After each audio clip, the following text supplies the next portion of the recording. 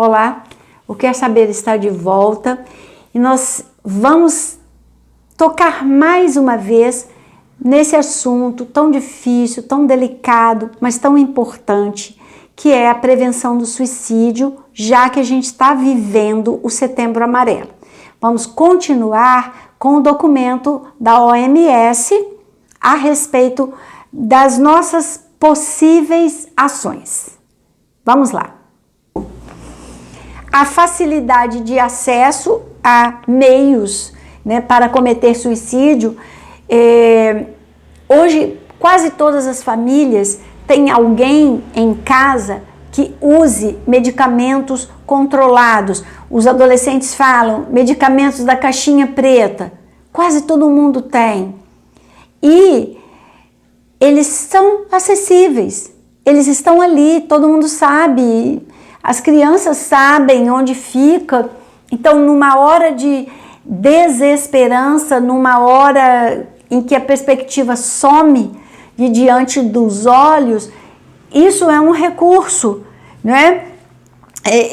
do qual esse jovem pode lançar mão, esse adulto também, qualquer pessoa. Então, isso facilita muito.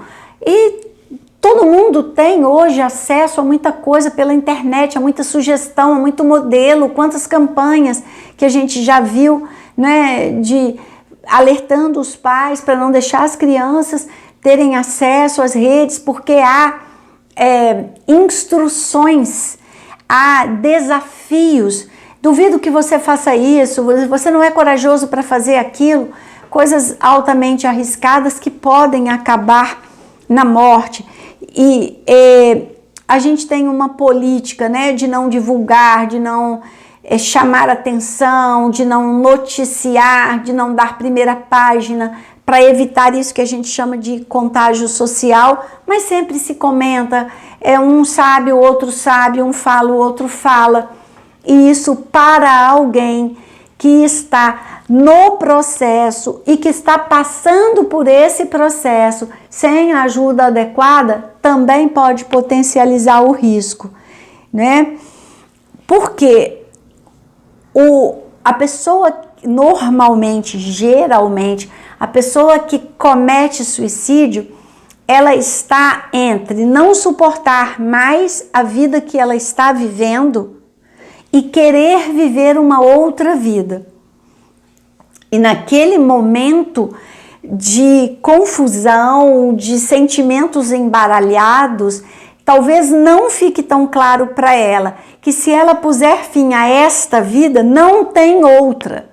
Não é igual no desenho animado que o personagem, o bichinho, bate a cara na porta, fica igual uma folha de papel, aí ele se sacode e volta a ser quem ele era, Não é assim. Com a gente, na vida real, não é assim, E essas pessoas que estão naquele momento de toda confusão e que não tem a rede, ou que essa rede não está funcionando adequadamente, elas não são capazes de perceber outras maneiras de sair dessa situação. Elas pensam de maneira rígida, de maneira drástica, e às vezes elas conseguem efetivar, o suicídio. A gente, normalmente, se elas são socorridas, se elas chegam aos hospitais, tudo que se pode fazer é feito, mas talvez falte esse acolhimento, esse encaminhamento, essa ausência de julgamento, de crítica, de condenação, seja em nome do que for, seja em nome da religião, seja em nome da saúde, seja em nome da vida, mas essa condenação, esse julgamento, essa desaprovação pode aumentar a sensação de inadequação, que potencializa o risco. Por isso a gente vê a segunda tentativa, a terceira tentativa, Porque talvez falte a compreensão disso e a rede funcionar adequadamente. Qual que é a nossa tarefa mais importante? Qual que é a tarefa mais importante da atenção primária? a tarefa mais importante é ouvir efetivamente essas pessoas, sejam elas quem forem, de que idade forem, de que situação forem. Sejam elas adolescentes, jovens, adultos, idosos, pessoas, não é, de algum grupo específico, e aí a gente tem os usuários de droga, os portadores de transtorno mental, os LGBTQIAP+, seja de que grupo for, seja de que condição for, qual que é a tarefa primordial, primária, inicial? Ouvir efetivamente, ouvir sem julgar, ir lá no Rubem Alves, né? Fazer um curso de escutatória, né? Ouvir e acolher. Acolher não é sinônimo de aprovar, mas é sinônimo de receber, é sinônimo de respeitar, né? E esse ouvir, por si só, é o primeiro passo para reduzir o desespero daquela pessoa. Saber que alguém ouviu, saber que alguém, né, não teve pressa, que alguém não julgou, que alguém não condenou, que alguém não resolveu com uma frase feita, com uma solução mágica, mas que alguém compreendeu a profundidade do sofrimento, que alguém se dispôs, né, a acompanhar mesmo sem compreender, porque muitas vezes a gente não compreende, não é? E às vezes a gente pode dizer: eu não consigo alcançar o tamanho da sua dor, mas eu estou aqui. Então isso talvez seja a coisa mais importante que a atenção primária precise se preparar para fazer. E agora, para a gente terminar esse primeiro vídeo, eu quero falar algumas coisas que a gente deve e algumas coisas que a gente não deve fazer. Alguns pensamentos que são corretos e alguns pensamentos que são enganosos, né? Então, assim, ficção e fato, coisas que a gente deve fazer, coisas que a gente não deve fazer. Ficção. Pessoas que ficam ameaçando suicídio não se matam. Fato. A maioria das pessoas que se matam deram avisos de sua intenção. A gente é que não compreendeu. Muitas vezes a gente compreende a posteriori. É aquilo que a gente fala assim: ah, então naquele dia que ela falou isso, que ela fez isso, então era isso, né? Então, essa compreensão depois. Ficção. Quem quer se matar, se mata mesmo. Fato. A maioria dos que pensam em se matar tem sentimentos ambivalentes. Aquele sentimento: eu não aguento mais a vida do jeito que ela está, mas eu queria uma vida de outro jeito, né? Eu queria uma vida melhor, né? Não é verdade que eu não tenho nada a fazer se a pessoa decidiu, né? Eu tenho e eu preciso fazer. Suicídios ocorrem sem avisos. Ficção. Suicídios ocorrem sem avisos. Fato. Suicidas frequentemente dão ampla indicação de sua intenção. Por isso a gente precisa de profissionais preparados para compreender essas indicações e para orientar as famílias. Antes, quando eu estudei, logo depois que eu me formei, a gente não era estimulado a falar isso com a família. Hoje a gente é estimulado e a gente é cobrado para orientar a família. Não deixe essa pessoa sozinha, não a deixe passar sozinha por situações que são desafiadoras. Procure manter sempre alguém alerta, alguém por perto, fale com ela, né? Traga, não leva comida no quarto, traga para a mesa para comer na medida do possível, né? Olhe, mantenha fora do alcance dela coisas que possam ser perigosas. não é você trancar a casa toda, mas é você ficar alerta e é você diminuir a facilidade, né? Dificulte, faça pequenas armadilhas que vão fazer barulho, que alguma coisa vai cair, para que você seja alertado, não é? E coisas que a gente de fato precisa fazer. E eu não estou dizendo que elas são fáceis, eu estou dizendo que elas são necessárias. Eu estou dizendo que elas são muito preferíveis ao enfrentamento do depois. Ficção. Melhora após a crise significa que o risco de suicídio acabou. Fato.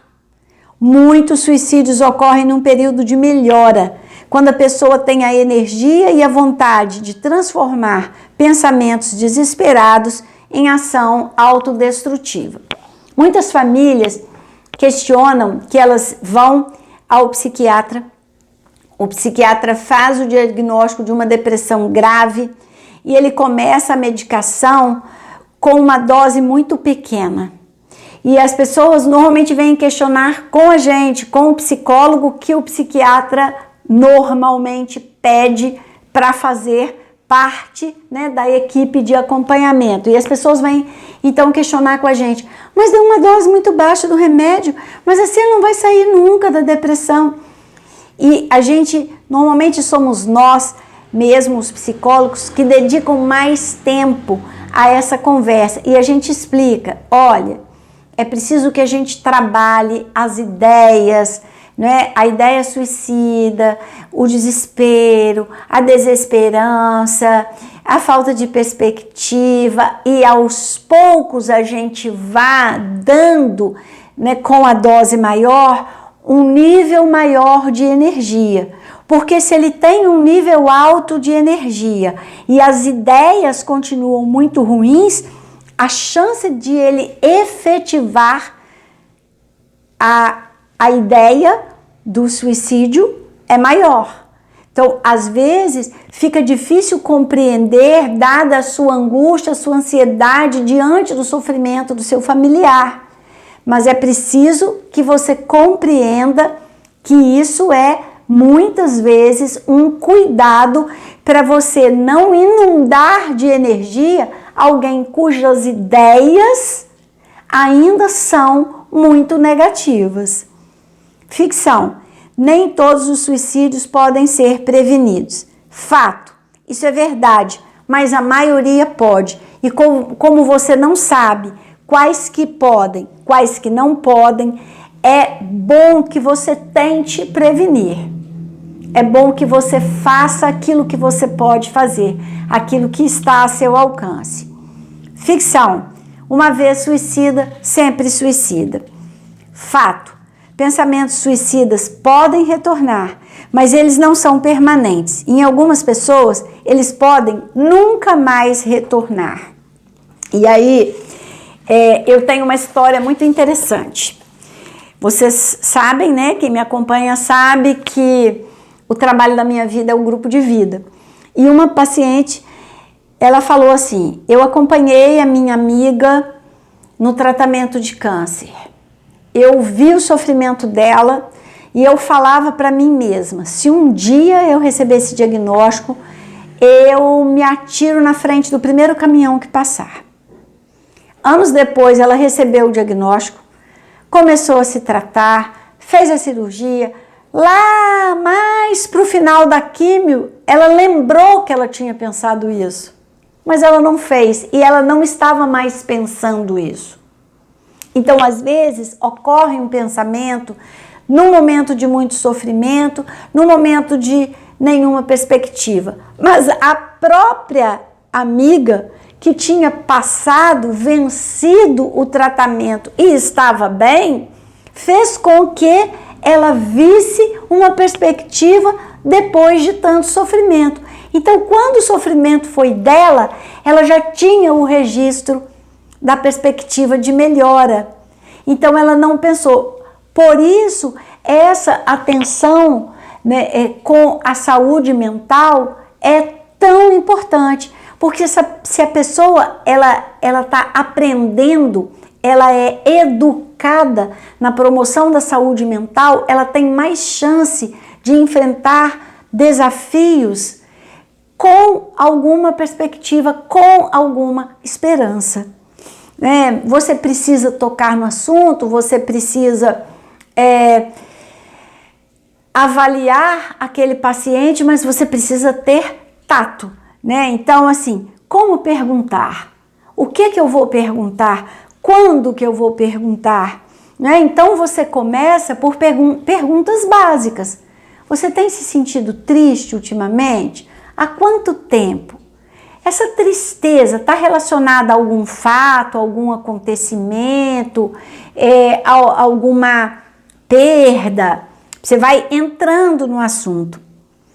Você sente que ninguém está percebendo, que as pessoas à sua volta não estão percebendo a sua tristeza, não estão preocupadas com essa sua tristeza? Você sente que depois disso, se ela disse que tem um fato, a vida não vale mais a pena? Ou, se não tem um fato, como é que você me explica essa tristeza? Como é que ela começou?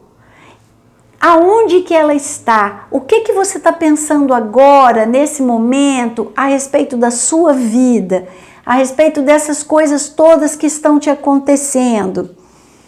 Você sente como se você pudesse resolver essas questões todas de alguma maneira? E aí ela vai falar, Às vezes a pessoa fala, só morrendo. E você acha que você poderia fazer isso, que você poderia se matar para resolver essa questão? Às vezes a pessoa vai falar, não sei, e abaixa a cabeça e não responde, a sua luz amarela pisca ali. Às vezes ela fala, olha, já pensei, mas às vezes ela deixa, sem responder, e você também tem que ficar alerta. E qual é a hora de fazer essas perguntas? Não é você olha para a pessoa e começa a fazer essas perguntas, Você tem que criar um ambiente onde ela se sinta compreendida, onde ela saiba, ela acredite que ela não será julgada, Quando ela se sente confortável em falar dos seus sentimentos e quando ela tem a abertura para falar dos sentimentos negativos, Da tristeza, do medo, da desesperança, do desamparo. Mesmo com adultos, eu uso um livro que é da literatura infantil e da literatura evangélica, que é um livro do Max Lucado, que chama Você é Especial. Esse livro, para mim, ele é poderosíssimo. É uma história infantil, mas é uma história. Ela é uma história religiosa, mas ela não é uma história dogmática. Eu diria que uma história que leva em conta uma crença, uma fé em algo que nos transcende. E é uma história, de uns bonequinhos, uns personagens, não bonequinhos, uns personagens que são feitos de madeira e eles são diferentes entre si. E eles criaram o hábito de colar bolinhas, adesivos cinzentos em quem não se sai muito bem, quem a tinta está arranhada, quem não sabe fazer nada de excepcional, e estrelinhas douradas em quem tem uma tinta brilhante e lisa, quem sabe falar palavras difíceis, quem faz algum tipo de malabarismo e tal.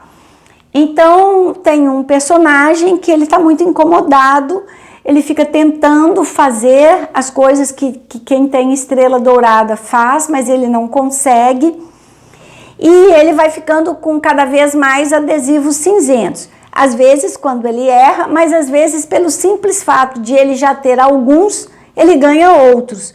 E um dia ele encontra uma personagem que não tem adesivo nenhum. ela não tem bolinhas cinzentas, mas ela também não tem estrelas douradas. E aí ele pergunta para ela, como que os adesivos não colam nela? Aí ela fala que é porque eu não dou importância ao que eles pensam de mim. Eu dou importância ao que Eli pensa de mim. Eli é o carpinteiro que fez eles todos. E aí ela fala, eu vou ver Eli todos os dias, você também pode ir. E aí ele fica meio na dúvida e tal, pensando, mas um dia ele resolve ir. Chega lá, conversa com Eli, tenta se explicar, se justificar. Eli fala com ele que ele não precisa se justificar, que Eli não dá importância nenhuma aos adesivos. E aí fala, mas, né? Ele fala, eu já estava te esperando aqui há muito tempo. Ele fala, mas como é que você sabe quem eu sou? Por que você estava me esperando? E aí ele responde para ele, porque você é especial para mim. E aí ele falou, eu especial? Mas eu não tenho nada de especial. Minha tinta toda arranhada, eu não sei falar palavras difíceis, eu não sei virar cambalhotas, eu não sei pular grandes alturas. E ele responde para ele, você é especial para mim porque eu fiz você e eu não cometo erros. Essa frase, para mim, essa parte do diálogo, para mim é maravilhosa, libertadora. Eu já trabalhei esse livro com um grupo de vida e foi libertador especificamente para algumas pessoas, né? Então, assim, trabalhar esse conteúdo, às vezes vai ser adequado ler o livro, às vezes não, mas ter isso na sua cabeça pode facilitar para que você dê uma outra perspectiva, não é? Para essa pessoa. Então, para finalizar mesmo, o que fazer e o que não fazer. O que fazer? Ouvir, mostrar empatia e ficar calmo. Ser afetuoso e dar apoio. De novo, apoio não é sinônimo de aprovação. Levar a situação a sério e verificar o grau de risco. Procurar ajuda se você não é um profissional. Perguntar sobre tentativas anteriores, profissionais. Explorar as outras saídas além do suicídio. Mas e se a gente tentasse isso? E se a gente fosse por esse caminho? Perguntar sobre o plano. Você tem planos? Você pensou em como você faria isso? Para que você saiba para onde você vai dirigir sua atenção. Ah, mas a pessoa pode te dizer que ela faria uma coisa e estar planejando outra. Então a sua atenção vai para um lado, mas você tem que manter uma atenção que a gente chama de atenção difusa, que vê uma coisa, mas vê a outra também. Ganhar tempo, né? Fazer um combinado. Me dá uma chance. Deixa eu ir com você nisso aqui. Depois a gente volta a conversar e a gente vê se você se sente melhor. Identificar outras formas de dar apoio emocional. Buscar redes, né? Redes que possam apoiar essa pessoa. Remover os meios, se possível, aquele cuidado que eu falei, né? Você não pode sumir com todas as facas de casa. Faz uma armadilha, assim, para que na hora que for mexer naquela gaveta caia alguma coisa, faça um barulho e você fique alerta. Não deixe os remédios à vista, né? Isso você pode fazer. Tomar atitudes, contar a alguém, conseguir ajuda especializada, formar a rede. Se o risco é grande, fique perto da pessoa. Que antigamente a gente não era instruído a dizer isso, hoje a gente é instruído com todas as letras. Fique perto, não saia de perto. Pode ser dificílimo, mas se você não fizer todo o possível e o suicídio se efetivar, você vai se sentir muito mal. Não culpado, não isso, mas você vai se sentir muito mal. Se você fizer todo o possível e mesmo assim ele se efetivar, você terá o conforto de pensar, eu fiz tudo o que eu podia. Isso não é uma coisa grandiosa, mas é às vezes a única coisa que a gente pode pensar nesse primeiro momento. O que não fazer? Ignorar a situação, fingir que não ouviu, não dar importância, dizer para a pessoa, você está falando isso da boca para fora, mas você nunca vai fazer. Ficar chocado, em pânico, envergonhado e falar, como assim você está pensando nisso? Onde você tirou essa ideia? Isso faz com que a pessoa se sinta pior. Falar que tudo vai ficar bem, igual em filme americano, o mundo está acabando, a pessoa abraça a outra e fala, vai ficar tudo bem. Não, pode até ser que fique, mas naquele momento eu não consigo ver isso. Desafiar a pessoa a continuar em frente. Não, você não vai fazer isso não, você vai enfrentar, você vai vencer. Sem você prover algum suporte é meio arriscado. Fazer o problema parecer trivial, falar, eu já passei por isso, outras pessoas já passaram, não fizeram nada disso, isso é coisa à toa, isso é coisa do dia a dia. Dar falsas garantias, jurar segredo, um segredo que você não deve manter, deixar a pessoa sozinha. Então, essas são orientações básicas da Organização Mundial de Saúde. O Quer Saber não podia deixar de falar nesse assunto no mês dedicado a isso. Mas eu quero, nos próximos vídeos, falar, refletir sobre saúde mental, para que a gente não chegue tão longe na desesperança e na falta de saúde mental.